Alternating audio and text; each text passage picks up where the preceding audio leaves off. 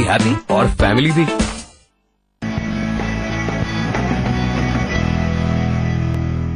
Welcome back. Break के बाद एक बार फिर से मौजूद हूं मैं सुनीता, लेकर आपके लिए कुछ खास टिप्स। और हर बार की तरह मेरे साथ हमारे खास मेहमान प्रोफेसर संजय बियानी, जो कि बियानी ग्रुप ऑफ कॉलेजेस के डायरेक्टर हैं और साथ ही काउंसलिंग एक्सपर्ट भी, वो हमारे साथ मौजूद हैं। दोस्तों, आज आपके लिए कुछ बेहद ही खास टॉपिक है और इसी टॉपिक पर अपने अहम सुझाव हम तक पहुंचाएंगे प्रोफेसर बियानी। आज हम बात करने वाले हैं लॉ ऑफ अट्रैक्शन की।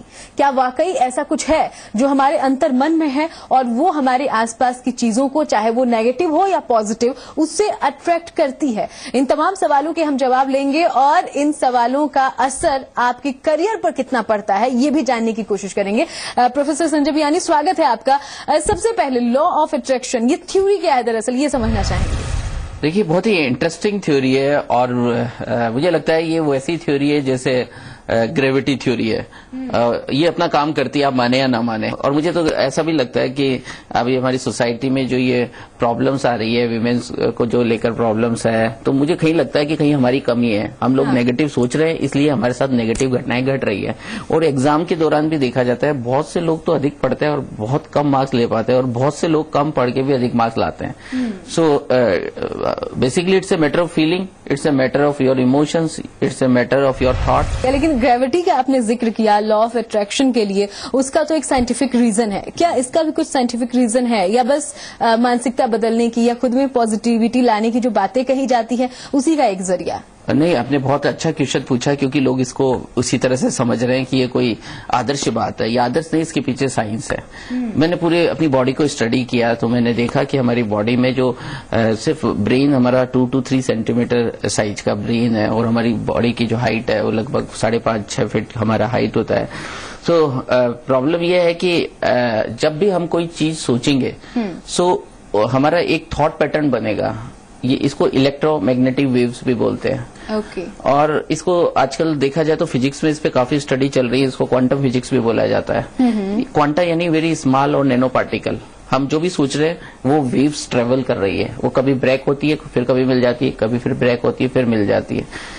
इसका मतलब ये हुआ, हमारा ब्रेन जो दुनिया की सबसे ताकतवर और मजबूत मशीन है, इसमें से थॉट पैटर्न या इलेक्ट्रोमैग्नेटिक वेव्स निकलते हैं जो ट्रेवल करते हैं। और ये जो हमारी थॉट्स जो ट्रेवल कर रही है इलेक्ट्रोमैग्नेटिक वेव्स के रूप में, ये अपने सिमिलर मैचिंग फ्रीक्वेंसी को ढूंढती है।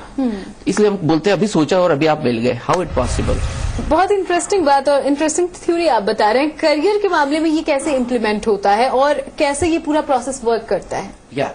क्योंकि अभी करियर के दौरान देखेंगे तो बहुत से लोग कॉम्पिटिटिव एग्जाम की तैयारी कर रहे हैं, बहुत से लोग चार्टर्ड अकाउंटेंसी एग्जाम की तैयारी कर रहे हैं, बहुत लोग कंपनी सेक्रेटरी की तैयारी कर रहे हैं, कुछ टीचर्स बनना चाहते हैं तो नेट की तैयारी कर रहे हैं।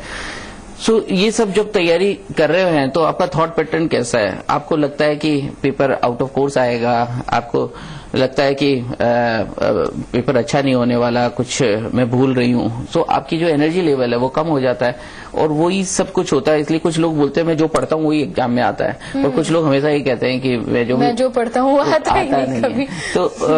तो मुझे इस बात पे पूरा बिलीव है कि अगर आप हमेशा पॉजिटिव सोचने के बारे में करेंगे और आपके थॉट्स और इस जो फ्रीक्वेंसी है उसको आप सही डायरेक्शन में रखेंगे तो आप जिंदगी में बेहद ज्यादा चीजें अचीव कर पाएंगे। क्या कोई पर्सनल एक्सपीरियंस भी या कोई ऐसा एग्जाम्पल जो आपने इस थ्योरी का देखा हो, इम्प्लीमेंट हुआ हो? किसी भी एक्सपीरियंस पर्सन से बात करिएगा, वो जिस भी स्टेज पे पहुंचा है तो वो कुछ सोचकर पहुंचा है। हम जिसके बारे में पॉजिटिव सोचते हैं वो चीजें हमारे आसपास आने लगती है। मैं अपनी लाइफ में देखूं तो मैं कभी बुक लिखना चाहता था बचपन में, सो मैंने डिफरेंट सब्जेक्ट पे करीबन 15-16 बुक्स लिखी क्योंकि मैं लिखना चाहता था और मेरा ऐसा थॉट पैटर्न था। मैं बिल्कुल मिडिल क्लास फैमिली से था, तो कभी फिर भी मैं सपने लेता था कि मैं एक बड़ा एंटरप्रेन्योर बनूंगा और मेरे अंडर में 200 लोग काम करेंगे, और ऐसा सोचता था और वास्तव में देखता हूं तो वैसा ही हुआ। सो अब बात यह है कि आपका ये जो लॉ ऑफ अट्रैक्शन है उसमें क्या थॉट ही मैटर करता है क्या? तो मैंने देखा कि थॉट ही मैटर नहीं करता, थॉट के साथ आपकी फीलिंग भी मैटर करती है। क्योंकि थॉट्स और फीलिंग जब अटैच होती है तब आपकी फ्रीक्वेंसी में स्ट्रेंथ बनती है और तब वो चीजें बनती है। आप बातें अच्छी अच्छी करें लेकिन आपको फील बैड आ रहा है तो उसका रिजल्ट यानी प्लस और माइनस का रिजल्ट माइनस ही आएगा। सो आपको जैसा थॉट आपके दिमाग में आप लाना चाहते हैं वैसा ही आपको फील भी रखना पड़ेगा, यानी आपका बिलीव इतना पावरफुल होना चाहिए, तब फिर बात बनती है, तब फिर लॉ ऑफ अट्रैक्शन इफेक्टिवली काम करता है। बिल्कुल। तो आपने कहा कि अगर हम अपनी फीलिंग और थॉट को एक साथ रखें तभी ये लॉ काम कर पाता है। पर्सनल एक्सपीरियंस आपने शेयर किया हमसे। अगर मान लीजिए मुझे ये यूज करना है, लॉ ऑफ अट्रैक्शन को मैं फॉलो करना चाहूँ, क्या प्रोसेस अपनाऊं, कैसे यूज करूं कि मुझे कामयाबी मिले?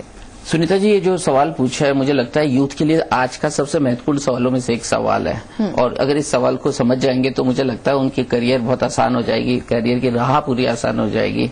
हम इस लॉ को अप्लाई कैसे करें पर्सनली और किस तरह से इससे हम कामयाबी की तरफ बढ़े, हमारे सपनों को हम हकीकत में कैसे बदले, कैसे हम सोचे और वो ड्रीम कम्स ट्रू वो हकीकत में कैसे बदले। 4 स्टेप्स है। अगर चारों स्टेप यदि परफेक्टली अप्लाई किए जाए तो आप जो ड्रीम ले रहे हैं वो एक दिन डेफिनेटली हकीकत में बदल जाएगा।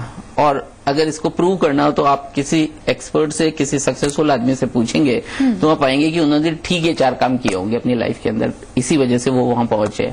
स्टेप नंबर 1 होता है कि हम सबसे पहले हमारे जो ड्रीम्स है, हमारे जो करियर ड्रीम्स है, उनको वेल डिफाइन कर लें। कैसे बोला? क्रिस्टल क्लियर, एकदम क्लियर, उसमें डाउट नहीं होना चाहिए, उसमें डिलेमा नहीं होना चाहिए, वो जनरल नहीं होने चाहिए। अगर आप किसी कंपनी की सीईओ बनना चाहते हैं तो आप वहां तक जाकर करिए किस सेगमेंट की कंपनी होगी।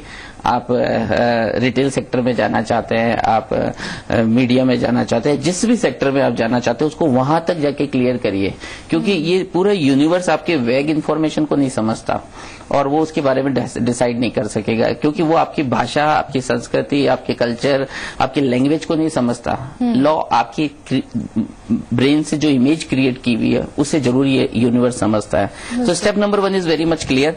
Step number 1 is define your objective very much clear. And step number 2 right it down, इन्हें आप लिख डालिए और फिर आपके ब्रेन जो सबसे पावरफुल टूल है इसे बार बार दिखाइए, this is my target and I am passionate and I will achieve it. उसको बार बार अपने स्टडी टेबल के सामने रखिए, जहां वहां उन सब जगह लगा डालिए जहां से आपको वो दिखने लगे और आपको बार बार आपके ब्रेन में कुछ होने लगे। Step number 2।